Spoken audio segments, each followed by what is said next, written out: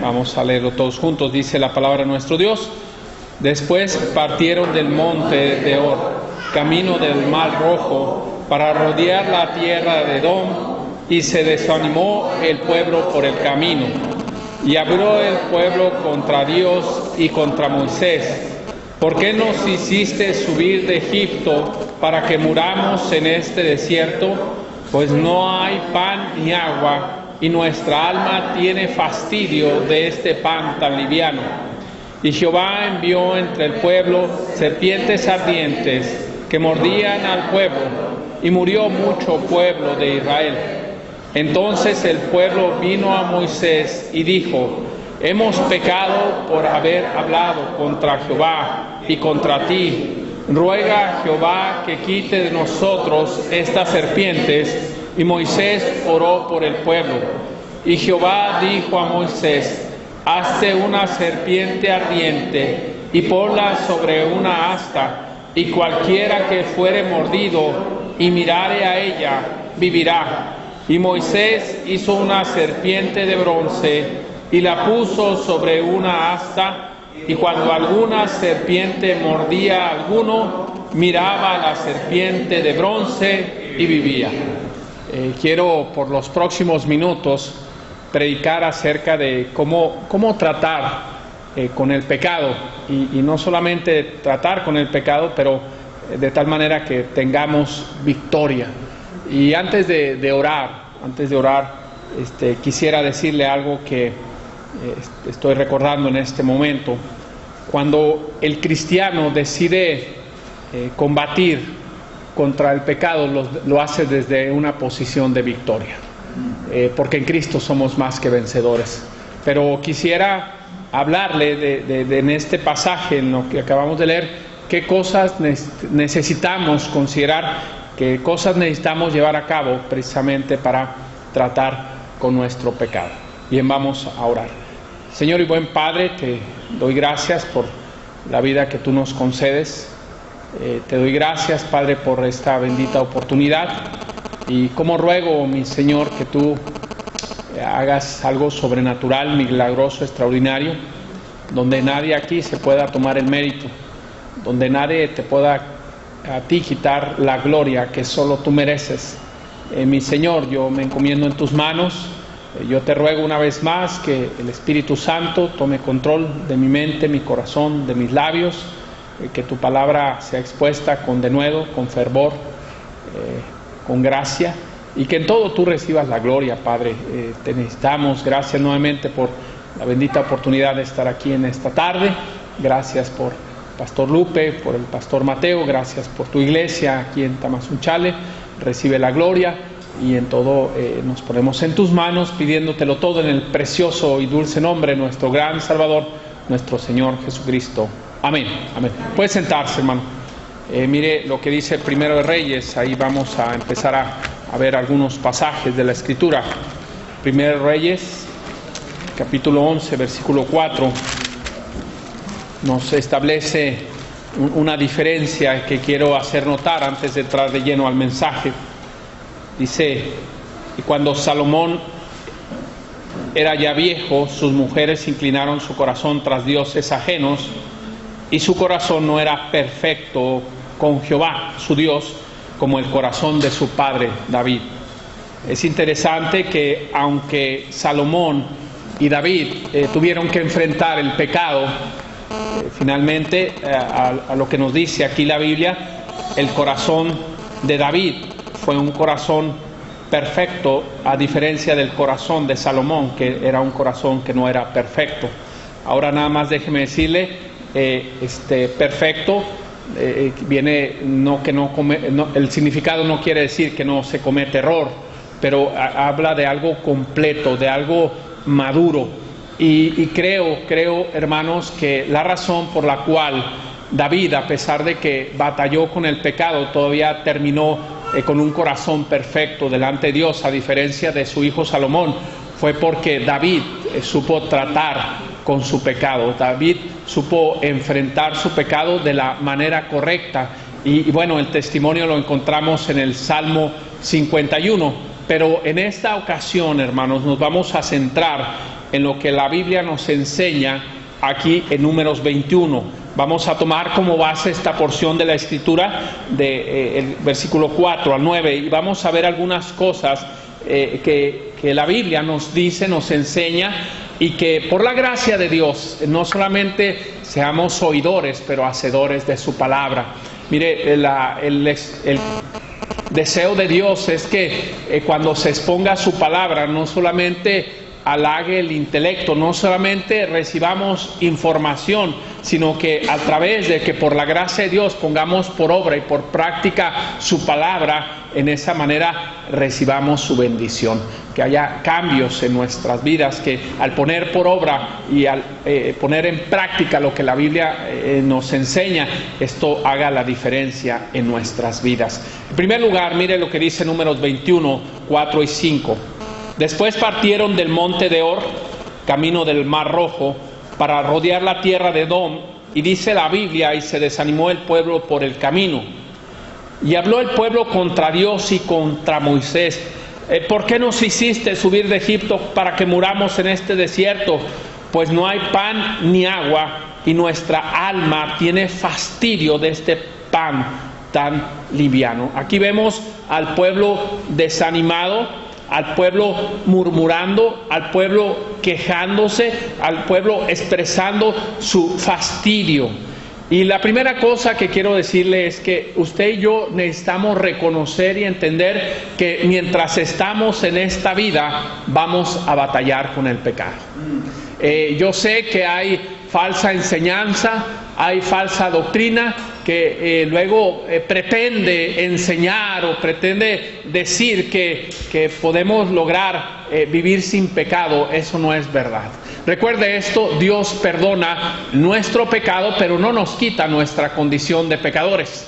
De hecho, sabemos, y hay que recordarlo en esta tarde, usted y yo nacimos con una naturaleza pecaminosa, una naturaleza caída, la cual heredamos desde el momento que Adán y Eva desobedecieron a Dios. Esa es la naturaleza del ser humano, somos pecadores, y cuando recibimos a Cristo, esa nueva naturaleza no viene en sustitución de la vieja naturaleza. En realidad, aunque Dios ha perdonado nuestro pecado, no nos quita nuestra condición de pecadores. ¿Están conmigo? Y mientras esa sea la verdad, esa es la realidad nuestra, vamos a estar batallando con pecado. Dice la Biblia que no hay hombre que no peque. Y ahora déjeme decirle, este mensaje, bueno, Dios me lo dio hace tiempo en medio de desánimo.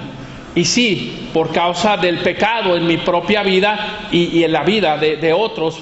Y sí, a veces nos quejamos de lo que vivimos, de lo que nos pasa. Y a fin de cuentas, cuando hay pecado en nuestra vida, recuerde esto, pecamos contra Dios. Es contra Él que ofendemos, es contra Él que estamos faltando, es contra Él que no estamos haciendo lo correcto. Y bueno, sí, ciertamente podemos caer en una rutina, acostumbrarnos en la monotonía de no apreciar y agradecer a Dios lo que Él día a día nos da. Pero déjeme decirle nuevamente esto, vamos a batallar con el pecado. Ahora, no estoy tratando de desanimar a nadie de ninguna manera, pero esa es la realidad. ¿Y quién aquí puede levantar su mano en testimonio de que usted sigue batallando con pecado? Pues todos nosotros, ¿verdad que sí, hermano? No hay ni uno de nosotros que pueda decir, yo ya no batallo con pecado, y unos de una forma y otros de otra, y a lo mejor con lo que yo batallo, usted no batalla, y a lo mejor con lo que usted batalla yo no batallo. Pero es cierto, hermano, si somos honestos, si somos francos, si vamos a ver las cosas como son, en realidad todos y cada uno de nosotros necesitamos entender que el pecado, mientras estamos en esta vida, mientras estamos en este mundo, vamos a batallar con Él. Pero gloria a Dios, hay victoria en Cristo. Pero no me quiero adelantar el mensaje. Simple y sencillamente quiero dejar establecido, quiero dejar bien claro que mientras estamos en esta carne, mientras estamos en esta vida, mientras estamos aquí viviendo, eso va a ser una batalla. Por ahí le dijo un joven a su pastor: oiga, pastor, como cuando piensa que usted piensa que yo voy a dejar de pecar, ¿verdad? Le dijo este joven a su pastor, y el pastor le dijo: pues como más o menos te conozco, hijo, como unas 24 horas después de que te mueras, ¿verdad? Vas a dejar de batallar con el pecado. Lo cierto es que mientras estamos en esta vida vamos a batallar con el pecado. ¿Están conmigo, hermano? Ahora, la segunda cosa que necesitamos considerar para tener victoria sobre el pecado, primeramente ubicarnos en esa realidad, primeramente estar muy conscientes, muy claro que sí, Dios perdona mi pecado, pero no me quita mi condición de pecador. Mientras estoy en esta vida voy a batallar con el pecado, un día en gloria no voy a... Y mire, hermano, el cristiano debe anhelar estar en la presencia de su Dios, ¿verdad? El cristiano debe anhelar estar delante de su Señor, porque ahí es donde ya no más vamos a batallar con el pecado. Pero mientras tanto, esa es una realidad. La otra cosa, mire lo que dice ahí en Números 21:6. Dice la Biblia: y Jehová envió entre el pueblo serpientes ardientes que mordían al pueblo, y murió mucho pueblo de Israel. La segunda cosa es que no hay que olvidar que el pecado siempre traerá consecuencias. Escúcheme bien, voltea a verme. No hay una sola vez en que usted y yo pequemos que el pecado trae consecuencia a nuestras vidas. A veces pensamos o tenemos una idea equivocada, una idea errónea. Bueno, yo peco y no pasa nada. Yo peco y no hay consecuencia. No es verdad. La Biblia en Romanos 6:23 nos dice claramente. Mire lo que dice ahí en Romanos 6:23. Romanos 6:23 dice la palabra de nuestro Dios que hay una consecuencia, hay una paga por el pecado, y aquí lo dice, la paga, porque la paga del pecado es muerte. Y no hay una sola vez, querido hermano, querida hermana, que usted y yo pequemos que esto no traiga consecuencias. Sabemos que la consecuencia última del pecado es la muerte, y aquí no se está refiriendo a la muerte física, que es la que todo mundo vamos a enfrentar, sino a esa muerte espiritual, que es cuando el alma, que es eterna, se separa de Dios por la eternidad, se separa de la presencia de Dios por la eternidad, en lo que la Biblia llama ese lago que arde con fuego y azufre, que es lo que comúnmente conocemos como el infierno. Pero hay consecuencias inmediatas por causa de nuestro pecado. No hay una sola vez, escúcheme bien, hermano, en que usted y yo pequemos que esto no traerá que el Espíritu Santo se contriste. Cuando un cristiano peca, y bueno, necesitamos considerarlo, necesitamos tomarlo en cuenta, no debemos tomarlo a la ligera. Cada vez que pecamos, el Espíritu Santo se contrista, y por cierto, el que el Espíritu Santo se contriste es evidencia y testimonio de que el Espíritu Santo es Dios, no es una fuerza, es una persona.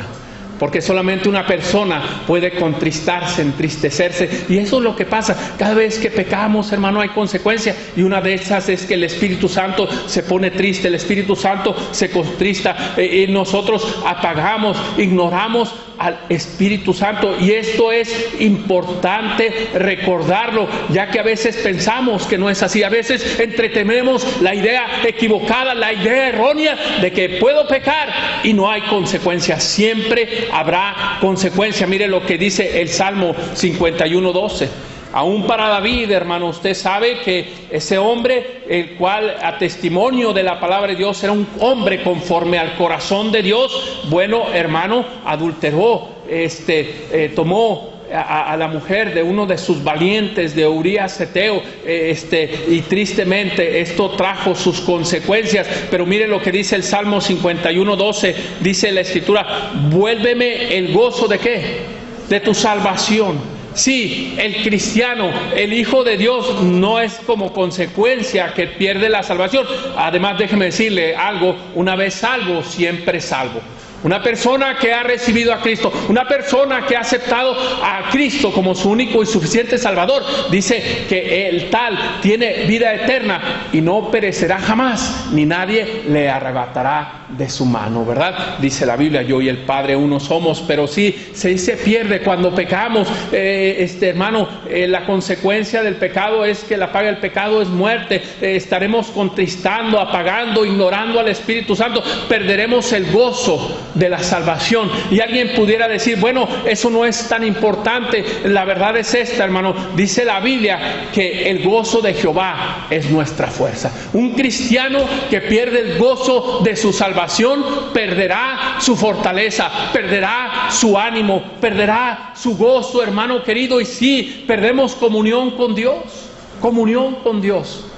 Mire, déjeme decirle algo, y yo espero que todos aquí valoramos y entendemos en gran manera lo que ahorita le voy a expresar.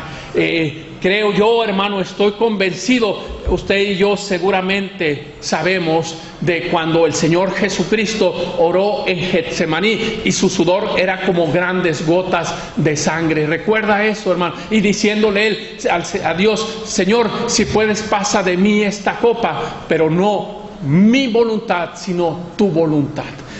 Y mire, yo creo que el más grande de los sufrimientos que Cristo padeció por nosotros en la cruz del Calvario no fueron los latigazos, no fue que lo clavaron en una cruz, no fue que lo escupieran, que lo abofetearan, que le pusieran esa corona de espinas, que lo desnudaran, aunque todas esas cosas son crueles, cruentas, dolorosas, terribles, que le pudieran pasar a cualquier ser humano, pero especialmente al Hijo de Dios, el cual fue sin pecado y no se halló engaño en su boca. Pero mire, yo creo que el más grande de los sufrimientos fue por causa de nuestro pecado. Usted sabe que una de las cosas que Cristo dijo estando en la cruz del Calvario fue: Elí, Elí, lama sabactani, Dios mío, ¿por qué me has desamparado? ¿Verdad que sí? Y eso fue lo que sucedió. Mucha gente se le hace difícil de creer. Oh, yo no puedo creer que el Padre abandonó al Hijo en la cruz del Calvario. Pero entonces Cristo mintió. No, de ninguna manera. Cristo, le repito, fue sin pecado y no halló engaño en su boca. Pero entonces, ¿qué pasó? Recuerde esto: nuestro Dios es santo, santo, santo, y Él no puede coexistir con el pecado. Él no puede tener unidad con el pecado. Él no puede estar en comunión con la maldad. Y entonces, aunque los pecados no eran los del Hijo, pero eran los de todos nosotros, eso provocó separación entre el Padre y el Hijo. Y para mí, eso fue el más grande de los sufrimientos que Cristo enfrentó en la cruz: la separación de su Padre. Gloria a Dios, la historia no termina ahí. Cristo resucitó, amén. Y el sacrificio de Cristo fue acepto a los ojos de Dios. Llegó con una ofrenda de lo grato, ¿verdad? Y es que luego Cristo resucitó. Pero lo que quiero centrarme en esta hora es que, al igual que sucedió con nuestros pecados, los cuales Cristo cargó en la cruz del Calvario, el pecado produce que usted y yo no tengamos comunión con Dios. Oh, sí, recuerde, querido hermano, tómelo en cuenta, no se nos olvide que cada vez que usted y yo pecamos, eso traerá consecuencias. Eso traerá que contristemos, apaguemos, ignoremos al Espíritu Santo. Eso dará lugar a que perdamos el gozo de la salvación, que perdamos comunión con Dios, que perdamos bendición de Dios. Ahora, déjeme decirle, Dios quiere bendecirnos, hermano. Le voy a volver a repetir eso: Dios nos quiere bendecir, ¿verdad que sí, hermano? Pero obviamente, si usted y yo andamos en pecado, si usted y yo andamos en rebeldía, si usted y yo andamos en desobediencia, no es que Dios no nos quiere bendecir, no es que Dios no nos quiere prosperar, pero usted y yo mismo impedimos, obstaculizamos, estorbamos el deseo de Dios para bendecirnos. Y yo no sé de usted, hermano, pero yo estoy desesperadamente necesitado de la bendición de Dios en mi vida. Y dice la palabra que la bendición de Jehová es la que enriquece y no añade tristeza con ella, hermano. Oh, hermano querido, seamos conscientes, tengamos claro que siempre que pecamos habrá consecuencias. Perderemos también la paz, hermano. Mire lo que dice 2 de Samuel 12, 7 al 8. Claro, David no perdió su salvación cuando adulteró con Betsabé, pero sí perdió el hecho de lo siguiente, hermano, y este es un pasaje que tantas veces Dios ha traído a mi mente, en mi corazón, tantas veces Dios ha traído a mi memoria y que me trae convicción y me hace reconsiderar el hecho que no puedo tomar el pecado en mi vida a la ligera. Dice 2 de Samuel 12, versículos 7 y 8, entonces dijo Natán a David, tú eres aquel hombre. Así ha dicho Jehová, Dios de Israel, yo te ungí por rey sobre Israel y te libré de la mano de Saúl y te di la casa de tu señor y las mujeres de tu señor en tu seno. Además te di la casa de Israel y de Judá. Y si esto fuera poco, dice, te habría añadido mucho más. ¿Sabe otra de las consecuencias del pecado? ¿Sabía usted, hermano, que Dios tiene planes para usted y para mí? Dios tiene un propósito para usted y para mí. No estamos aquí de coincidencia, no estamos aquí por suerte, no estamos aquí por azar. Dios tiene propósitos para cumplir en su vida y en mi vida. Dios le quiere usar a usted, Dios me quiere usar a mí, Dios le quiere bendecir a usted, Dios me quiere bendecir a mí. Pero cuando andamos en pecado, cuando le damos lugar al diablo, cuando somos rebeldes, cuando somos de un corazón duro y somos obstinados en seguir nuestros propios caminos, hermano querido, nos vamos a privar de lo que Dios quiere hacer en nuestra vida. Dice Dios, te hubiera añadido mucho más. Ya te he bendecido, David, ya te he usado, ya te he prosperado, ya te he dado todas esas cosas y te hubiera dado mucho más. Pero por cuanto este asunto de lo de Betsabé privó a David de muchas más cosas que Dios quería hacer con él. Yo me he puesto a pensar varias veces en mi propia vida y a mí me quebranta, hermanos, honestamente, me quebranta el pensar que por causa de mi pecado el Señor se limite en lo que Él quiere hacer en mi vida. Yo como le ruego, yo como le suplico a mi Señor que me permita hacer todo aquello que Él quiere hacer con mi vida, que Él cumpla su propósito en mi vida. ¿Está conmigo, hermano? Entonces siempre hay que tener presente, hay que recordar y hay que tomar en cuenta que el pecado siempre traerá consecuencias a nuestra vida. Sí, Dios es paciente, sí, Dios es bueno, sí, Dios es misericordioso, pero créame, las consecuencias de nuestro pecado siempre se harán presentes. Entonces, hemos visto, en primer lugar, mientras estamos en esta vida, vamos a batallar con el pecado. Hay que ser conscientes. De hecho, no olvidar que el pecado siempre traerá consecuencias. Pero vamos a Números 21:7. ¿Sí están conmigo, hermanos, en esta tarde? Números 21:7, hermano. Números 21:7. Mire lo que dice la bendita palabra de Dios. Entonces el pueblo vino a Moisés y dijo: hemos pecado por haber hablado contra Jehová y contra ti. Ruega a Jehová que quite de nosotros estas serpientes. La tercera cosa, escuche, si vamos a tratar correctamente con el pecado, hay que reconocer, hay que aceptar. El pueblo aquí lo dice, vino a Moisés y ellos mismos reconocen: hemos pecado porque hemos murmurado contra Dios, hemos murmurado contra ti, y están ya, ruega a Jehová que quite de nosotros esta serpiente.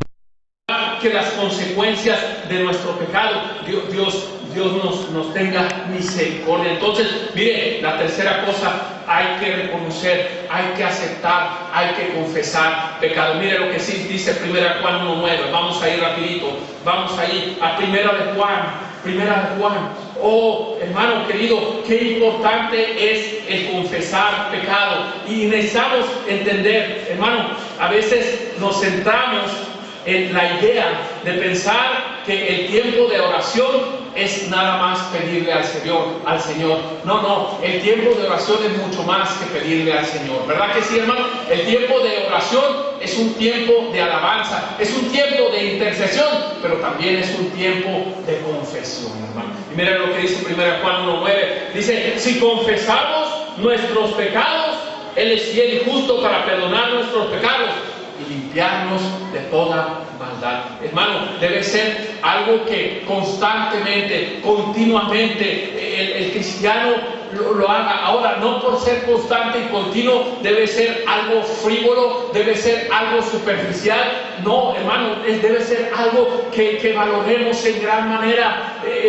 Mientras David no aceptó su pecado, hermano, dice la Biblia en los Salmos que su bordón se volvió en sequedades de verano. Y mire, por tal razón, hermanos, si vamos a estar constantemente, continuamente, confesando pecado, hermano, debemos dejar de justificar el pecado. Muchos cristianos, hermano, no están confesando pecado porque lo justifican. Porque, hermano, simple y sencillamente, mire, hermano, y ahorita estoy recordando una situación bien tremenda, hermano. Es triste, pero cuando nosotros... Y sabe qué, hermano, yo creo que será un buen motivo de oración pedirle a Dios que nos permita ver el pecado como Él lo ve.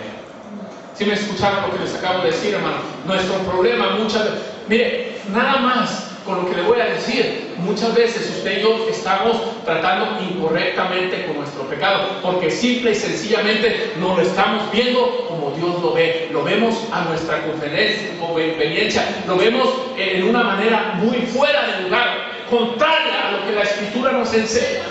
Estaba recordando, Pastor Mateo, de una hermana, tristemente cayó en adulterio. Tristemente terminó divorciándose. Tristemente hoy su vida está completamente desviada de las cosas de Dios. Ahora, lo que voy a decir no es para juzgar, pero eso le puede pasar a cualquiera de nosotros. Y es que cuando no tratamos correctamente con el pecado, hermano querido, somos capaces de justificar lo injustificable. Y le voy a decir por qué. Recuerdo que esta hermanita me dijo, yo nunca engañé a mi esposo. Fíjense nada más lo que ella me dijo. Yo nunca engañé a mi esposo, yo nunca le fui infiel. Simple y sencillamente llegó un día que le dije, ¿sabes qué? Tú no lograste hacerme feliz, tú no conseguiste darme la felicidad que yo ando buscando, por lo tanto voy a buscar otra relación. Fíjese nada más. Dice, no, yo no le engañé, yo le avisé, yo le dije. Y yo, dice, no puede, yo estaba pensando, no puede ser posible que esta hermana se está justificando de esa manera. Luego también escuché alguna vez, fíjense nada más, eso lo contó el pastor Salazar, de un diácono en su iglesia, un hombre casado, diciéndole, pastor, he llegado a la conclusión que la voluntad de Dios es que yo me divorcie de mi esposa y me case con la hermanita fulana y tal. Hágame usted favor. ¿Por qué? Porque usted y yo, por causa de nuestra condición, por causa de que somos pecadores, si no tratamos correctamente con Él, créame, vamos a ser capaces de justificar lo injustificable. Entonces, ¿cuándo vamos a confesar de esa manera? ¿Cuándo vamos a ir delante del Señor con quebranto? Ahora, no hay que culpar a otros. Yo recuerdo hace años, hermano, llevé un curso ahí por correspondencia de estudios bíblicos, ¿verdad? Y recuerdo que ahí mencionaba uno de los ajustes psicológicos del pecado y hablaba de la proyección. ¿Y qué es eso, hermano Víctor? Bueno, aquel o aquellos que nos hemos acostumbrado a culpar a otros de nuestros pecados, ¿verdad? Decimos, no, bueno, yo soy como soy porque mi papá y mi mamá, o yo soy como soy porque el pastor y los hermanos, o yo soy como soy por la esposa que me tocó, o yo soy como soy por el esposo que tengo, o yo soy como... No, hermano, no hay que justificarnos, hermano, no hay que estar culpando a otros de nuestros pecados. Hay que enfrentar nuestra propia condición. Y recuerdo también lo que un día el pastor le dijo a un joven, sí, su papá, un hombre que no ha hecho lo correcto en cuanto a su matrimonio, en cuanto a ser responsable, le dijo el pastor a este joven, mira, mijo, yo sé que tú no eres culpable de lo que te ha tocado vivir, pero sí eres responsable de cómo tú buscas estar bien con Dios. Y esa es la verdad, hermano. No podemos ir por la vida culpando a otros, no podemos ir por la vida haciéndonos las víctimas, no podemos ir por la vida justificando el pecado. Necesitamos confesarlo, hermano. Esa es la manera esa es la manera de vida y esa es la manera bíblica de que debemos tratar con nuestro pecado, hermano. Mire, aún minimizarlo, ¿verdad? Yo voy a hablar largo y tendido acerca de esto porque es bien importante, hermano. A veces también no estamos confesando nuestro pecado porque nos estamos comparando con otros. Decimos, bueno, sí, a lo mejor yo no estoy ganando almas, pero no estoy como fulano de tal que ya no va a la iglesia, ¿verdad? O quizá dice, bueno, yo a lo mejor no soy tan fiel en la iglesia, pero no soy como fulano de tal, que luego de repente se enteran que anda en lugares que no debe andar, que anda en la cantina, que anda en el baile. Hermano querido, déjese de esas cosas. No es sabio compararnos con los demás, con quien debemos compararnos es con Jesús, hermano querido. Y si nos comparamos con Cristo, yo no sé de usted, pero a mí me falta mucho para ser como Jesús, hermano. No necesitamos estar minimizando el pecado. No necesitamos estar culpando a otros, no necesitamos justificarlo, necesitamos confesarlo. Mire lo que dice Proverbios 28:13, hermano. Proverbios, mire lo que dice la palabra de nuestro Dios. Y estamos hablando en esta tarde de cómo tratar con el pecado. En primer lugar, hay que reconocer que mientras estamos en esta vida vamos a batallar con él. Hay que reconocer que el pecado siempre trae consecuencias. Hay que confesar nuestro pecado. Proverbios 28:13, hermano. Y vuelvo a lo mismo. Mire lo que dice la bendita palabra de Dios. El que encubre sus pecados, ¿qué dice la Biblia? Mas el que los confiesa y se aparta alcanzará misericordia, hermano. Y claro, mire, márquelo, hermano. Si nos estamos justificando, si estamos culpando a otros, si estamos minimizando nuestro pecado, jamás vamos a confesar nuestro pecado. Lo vamos a encubrir, pero eso nos va a impedir prosperar. Eso nos va a impedir apartarnos de él y eso nos va a impedir alcanzar su misericordia. Oh, hermano querido, cuánto le ruego, cuánto le suplico que usted considere esto. ¿Cuándo fue la última vez que usted confesó sus pecados? ¿Cuándo fue la última vez que usted se puso bien con Dios? Ahora, no de una manera, insisto, ya hace rato lo mencioné, pero quiero retomarlo. No porque lo hagamos, hermano, va a ser de una manera frívola, de una manera automática. La verdad es esta, hermano. Cada vez que yo confieso mi pecado al Señor, yo le digo, ¿sabes qué, Señor?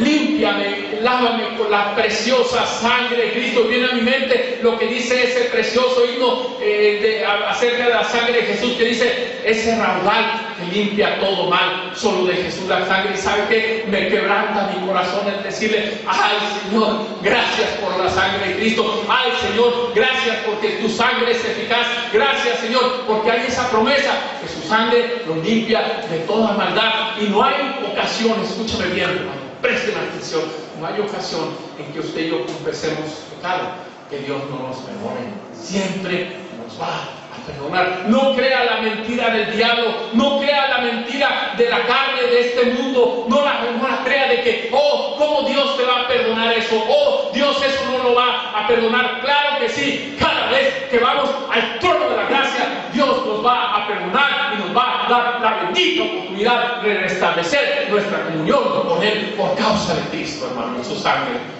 derramada en la cruz del Calvario.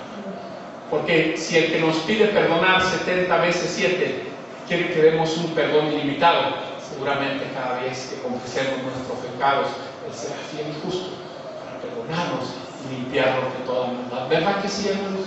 Entonces, ¿qué otra cosa hay que considerar? Bueno, mire lo que dice Números 21:7. Número 21:7. ¿Qué necesitamos hacer para tratar con nuestro pecado? Números 21:7. Entonces el pueblo vino a Moisés y dijo, hemos pecado por haber hablado contra Jehová y contra ti. Ruega a Jehová que quite de nosotros estas serpientes. ¿Y qué dice? ¿Y Moisés qué cosa, hermano? Oró por el pueblo. Hermano, otra cosa que necesitamos considerar para tratar con nuestro pecado es que hay que echar mano del poderoso recurso de la oración. Oh, hermano querido, dice la Biblia, miren, vamos a Santiago. Santiago, hermano, mire qué preciosos versículos, qué preciosos pasajes. Y créame, cada vez que yo veo estas verdades, cada vez que tengo la bendita oportunidad de predicarlas, pues eso me anima, hermano, eso me reta, eso me estimula, me inspira a seguir adelante en mi vida como cristiano. Dice ahí en Santiago 5, dice: confesad vuestras ofensas unos a otros y orad unos por otros para que seáis sanados. Y luego dice, al final del versículo 16, ¿qué dice? La oración eficaz del justo puede mucho, hermano. Créalo, hermano. Mire, si usted y yo creyéramos este versículo, dedicaríamos más tiempo a la oración. Si usted y yo verdaderamente creyéramos que esto es cierto, a lo mejor, mire, hermano, yo me he puesto a pensar, si yo dedicara parte del tiempo que dedico a preocuparme en orar, yo sería un tremendo cristiano. ¿Sí me está escuchando, hermano? Si yo no estoy diciendo, si yo dedicara todo el tiempo que dedico a preocuparme en orar, hermano, válgame, yo sería un cristiano fuera de serie, ¿verdad? Pero nada más una parte. Si en vez de preocuparnos nos dedicáramos a la oración, hermano, en vez de afanarnos, en vez de angustiarnos, en vez de vivir todos llenos de inquietudes y de zozobras, nos dedicáramos a orar. Hay que recordar, hay que tomar en cuenta, hay que tener claro en nuestra mente que la oración eficaz del justo puede mucho, hermano. Puede mucho. Y me anima lo que le voy a decir. Dice versículo 17: Elías era un hombre sujeto a pasiones semejantes a las nuestras. Y otra vez el engaño del diablo, otra vez el engaño de la carne, otra vez el engaño de este mundo. Bueno, dice uno, es que yo tengo pecado, es que yo no soy el padre que debo de ser, yo no soy la mamá que debo de ser, yo tengo fallas, yo no he sido yo no he cumplido, yo no estoy a las expectativas que Dios tiene de mí. La verdad es hermano, Elías era un hombre como tú y como yo.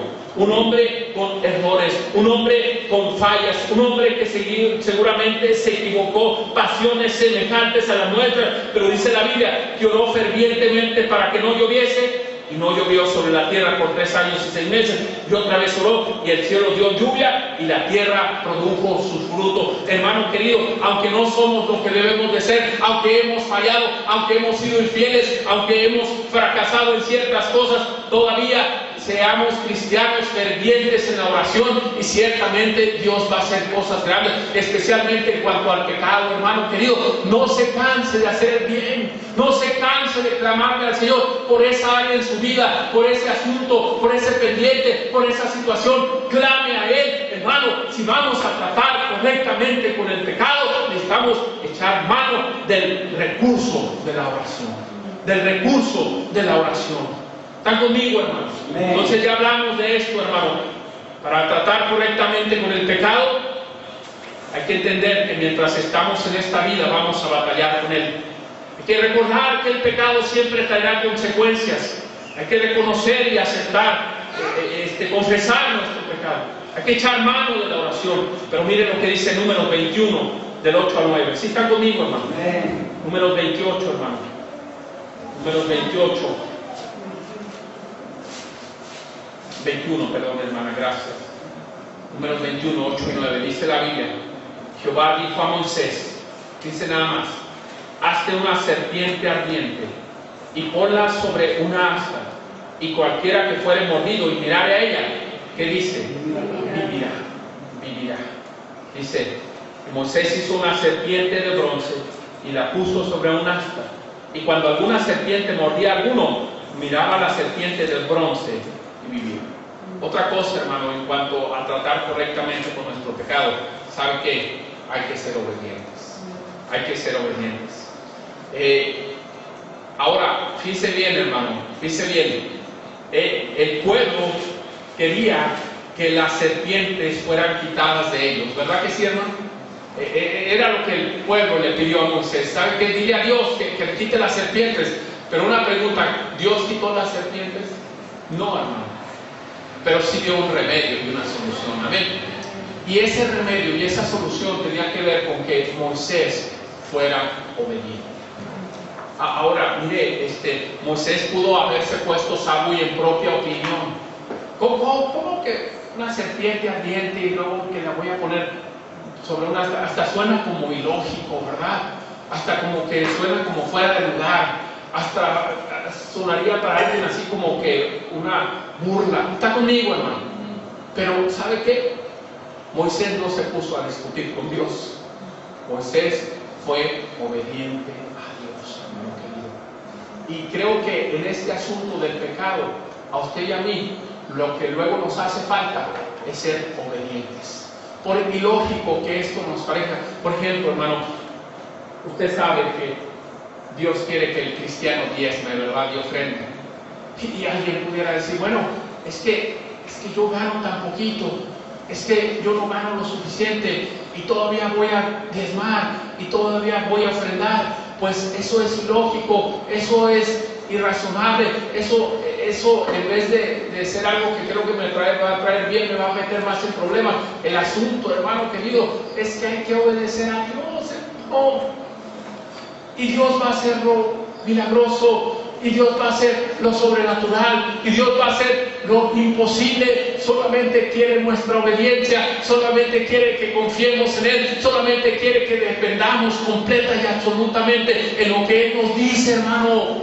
Y Moisés lo hizo. Ahora miren lo que dice Mateo 7. Mateo 7. Son pasajes que necesitamos estar recordando, y todos aquí necesitamos crecer en obediencia, ¿verdad? O quien aquí dice, hermano Víctor, yo ya llegué a obedecer a Dios en todas las áreas. Yo ya digo, ya más obedezco. He obedecido a Dios en esta área, he obedecido a Dios en esta otra área, he obedecido a Dios en esta forma, en esta manera. Digo, ya no hay más en donde yo pueda obedecer. Eso no es cierto. Todos tenemos aquí áreas en donde necesitamos crecer en obediencia. Y por cierto, déjenme decirle, Dios bendice obediencia. Es como nuestros hijos, hermano. ¿A poco usted va a premiar a su hijo cuando le desobedece? ¿A poco usted va a recompensar a su hijo cuando le hace mala cara? Cuando ni caso le hace ni le presta oído, ¿verdad que no, hermano?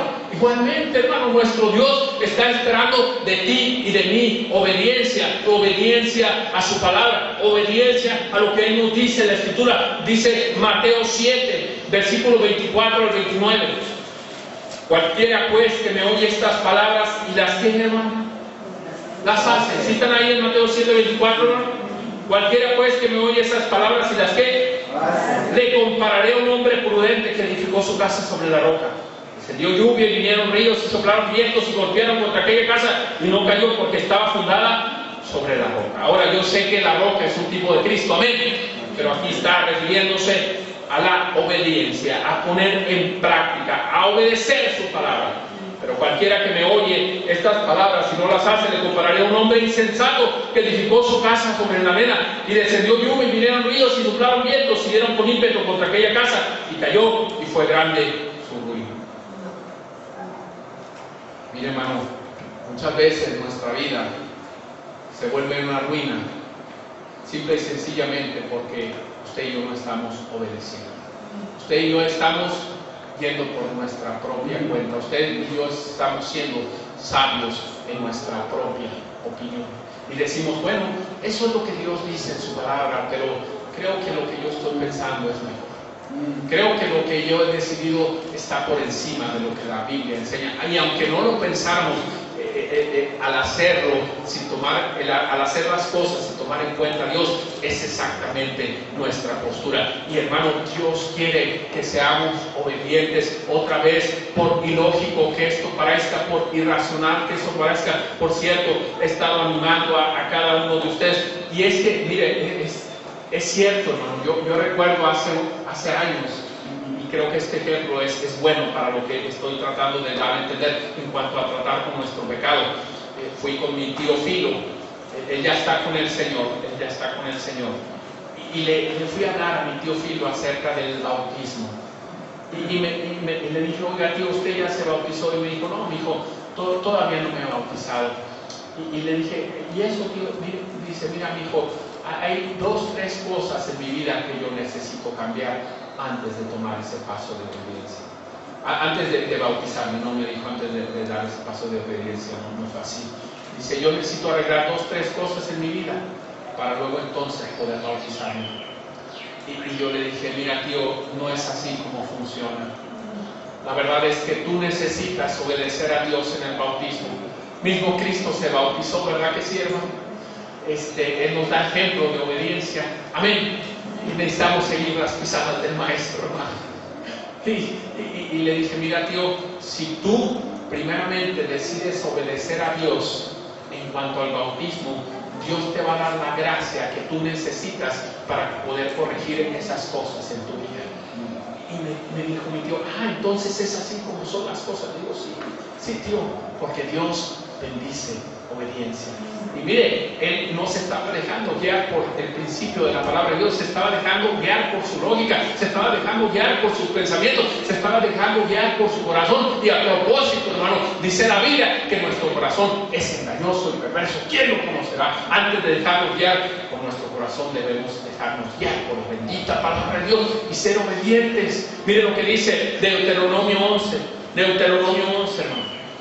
¿Cuántas veces hemos escuchado gente diciéndonos, es que yo no me congrego porque tengo muchas cosas que hacer, tengo muchos compromisos, tengo muchos pendientes, y aún gente que tiene negocios, no tiene trabajo, y es que el domingo es el mejor día? Hermano querido, no debemos dejarnos guiar por las apariencias, no debemos guiarnos por la corriente de este mundo, debemos ser obedientes a lo que dice la palabra de Dios. Y la palabra de Dios dice, no tengáis por costumbre como otros el dejar de congregarse, y cuanto veis que el día se acerca. ¿Cuál día? El día de la venida de Cristo, y Cristo viene pronto, hermanos. Amén. Deuteronomio 11, 26 a 28, mire lo que dice la Biblia. Aquí yo pongo hoy delante de vosotros la bendición y la maldición. La bendición si oyeseis los mandamientos de Jehová vuestro Dios, que yo os prescribo hoy. Y la maldición si no oyereis los mandamientos de Jehová vuestro Dios, y os apartareis del camino que yo os ordeno hoy para ir en pos de dioses ajenos que no habéis conocido. Dios pone delante de usted y de mí la bendición y la maldición. La bendición si usted y yo oímos sus mandamientos, los ponemos por obra, los ponemos por práctica, somos obedientes a ellos.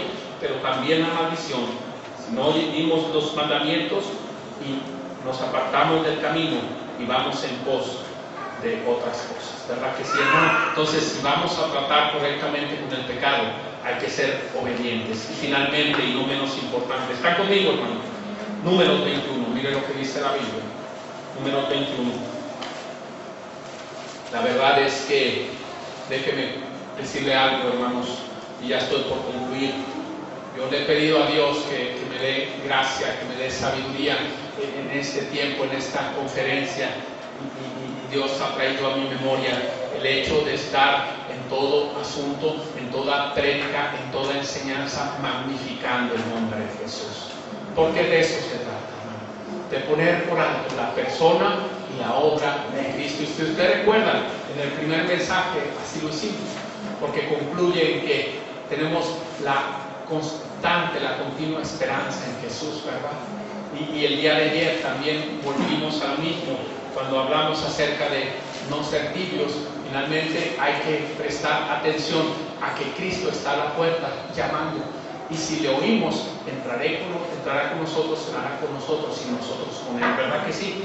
Y hoy no es diferente. Mire lo que dice la Biblia. Y Moisés hizo una serpiente de bronce y la puso sobre un asta, y cuando alguna serpiente mordía a alguno, miraba a la serpiente de bronce, ¿y qué cosa, hermano? Vivía. ¿Sabe? Mire lo que dice Juan 3:14. Esta es una ilustración de nuestro Señor Jesucristo. Esta es una representación antiguo testamental de la obra redentora de Cristo en la cruz del Calvario. Mire lo que dice Juan 3:14. Juan 3:14. Mire, Juan 3:14. Ahí está lo que dice la Biblia, de los mismos labios del Señor Jesucristo. Y como Moisés, ¿sí lo ve, hermano? Juan 3:14. Y como Moisés levantó la serpiente en el desierto, así es necesario que el Hijo del Hombre sea levantado, para que todo aquel que en él cree no se pierda, mas tenga vida eterna. Sí, hermano querido, no solamente en Cristo tenemos todo lo que necesitamos para nuestra salvación. Y mire, no hay más remedio, no hay más solución. Jesús es el camino, la verdad y la vida. Nadie ve al Padre si no es por Él. No hay muchos caminos. El camino no es la religión, el camino no es la tradición, el camino no es la filosofía, no es la cultura. El camino es Cristo. Y la verdad no está en una religión. Mire, podemos mandar llamar a un testigo de Jehová, un mormón, un musulmán, un hindú, un católico. Y cada uno de ellos va a decir, es que mi religión tiene la verdad, y el otro va a decir, no, espérame, la mía. No. La verdad no está en la religión, la verdad está en la persona y obra de Cristo.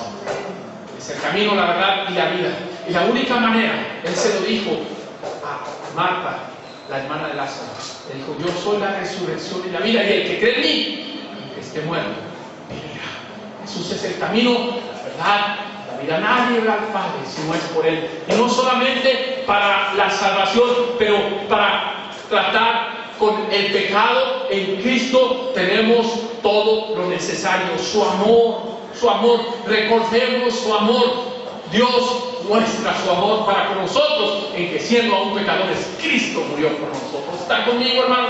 Dios me ama, no por lo que soy, sino a pesar de lo que soy. Acojámonos a ese amor, a su perdón. Ya lo vimos, que si confesamos nuestros pecados, Él es fiel y justo para perdonarnos, y la sangre de Cristo nos limpia de toda maldad.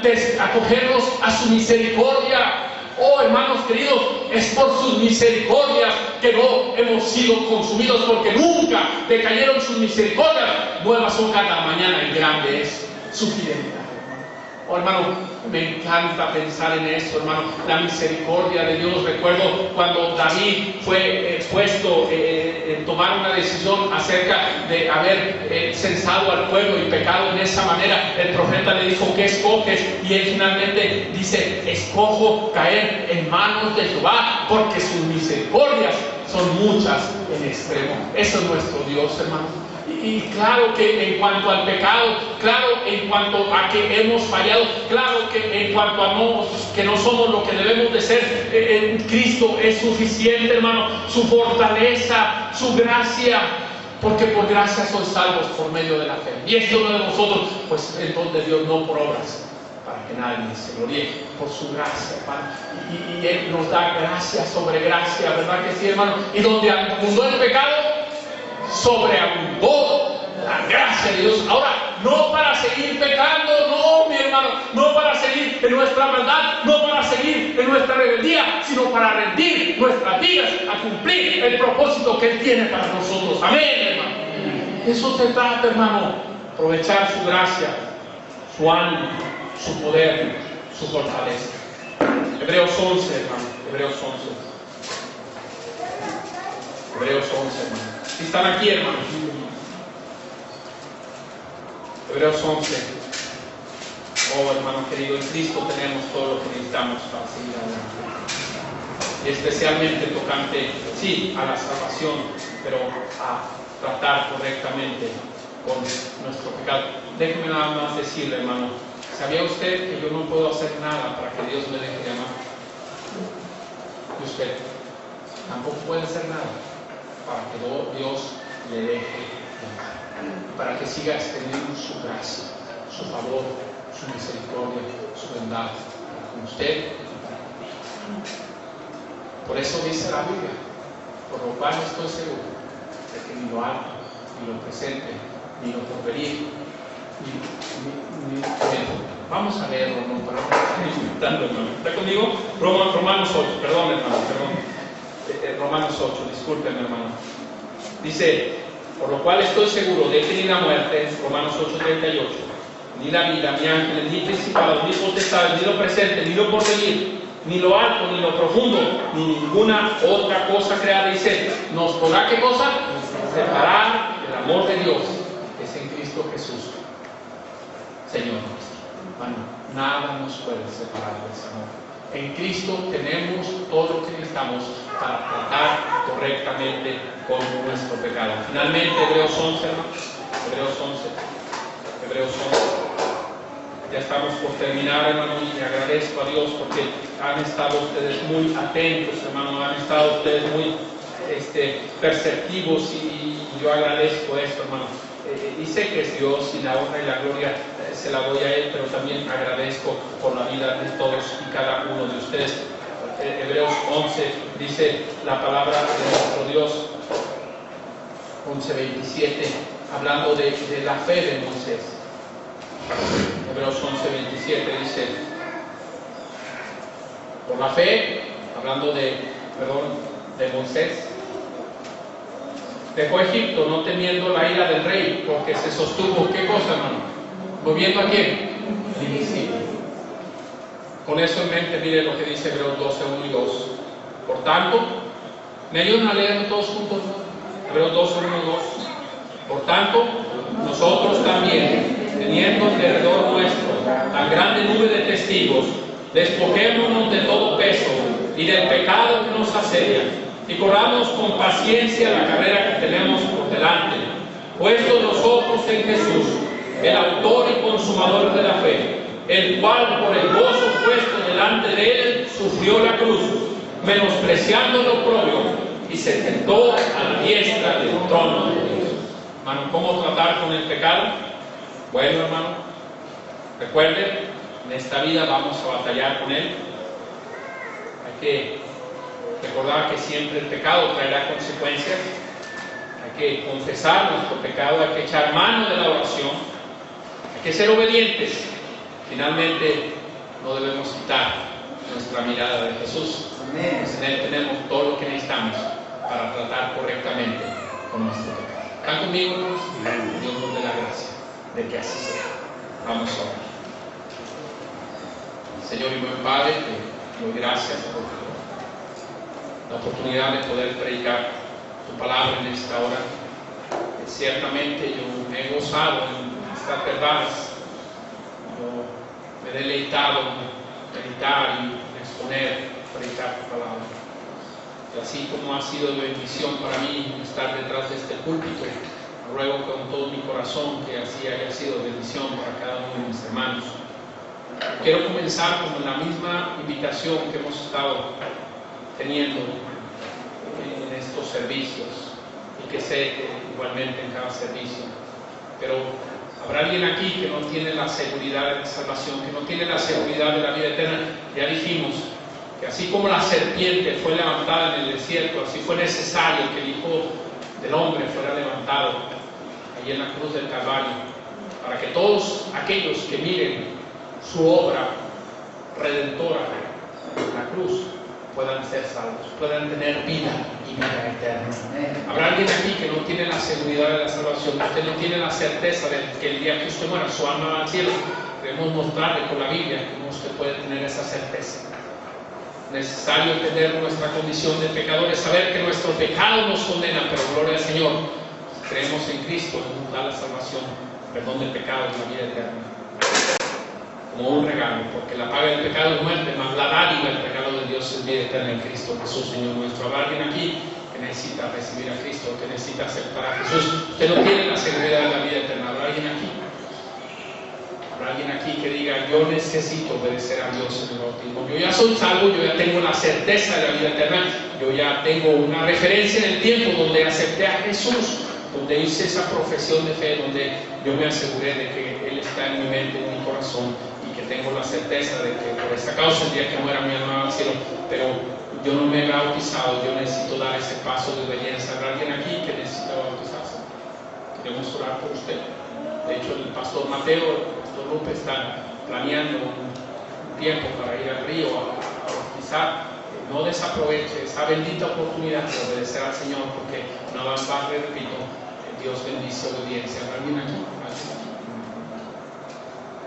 Habrá alguien aquí que diga, hermano Víctor, el escuchar estas verdades acerca de cómo tratar con el pecado me ha sido de bendición. Ore por mí, ore por mí. Alguien que levante su mano. Dios le bendiga, Dios le bendiga, Dios le bendiga, Dios le bendiga, Dios le bendiga. Gloria a Dios. Amén, amén. ¿Puede bajar su mano? Bueno, el altar está abierto. Si usted necesita pasar al altar, hágalo. Yo lo voy a hacer. Yo necesito tratar con pecado en mi vida. Quiero tomar en cuenta lo que hoy Dios nos dijo en su palabra, y si Dios pone en su corazón hacerlo, igualmente le invito, mientras paso yo la invitación al pastor Lupe. Debemos tratar nuestro pecado como la Biblia dice, confesarlo, Gracias a Dios porque como la Biblia nos dice cómo lo que debemos hacer para no pecar. Y dice estas cosas os escribo para que no pequéis. Si alguno hubiera pecado, lo tenemos para con el Padre, Jesucristo. Gracias a Dios que Dios proveyó un medio para una manera de poder darle solución a nuestro pecado. Si es que nos faltaba. Noten que estamos hablando del pecado del creyente.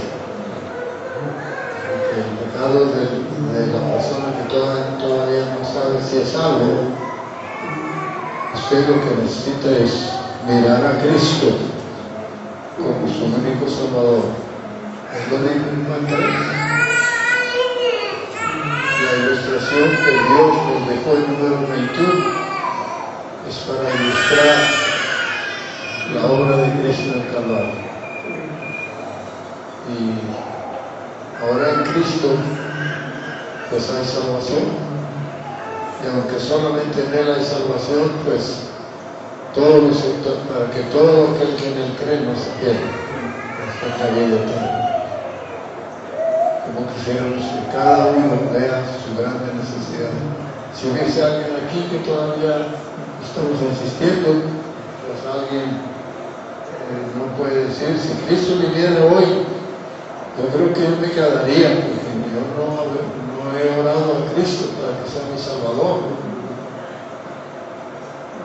No he orado.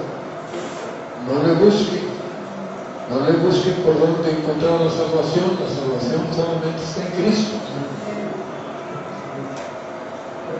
Y si no ha acudido a Él personalmente de todo corazón para aceptar su sacrificio en favor de su perdón, usted necesita hacerlo. Hágalo. Cristo dijo que era necesario que el Hijo del Hombre fuera levantado para que todo aquel que en él cree no se pierda, mas tenga vida eterna.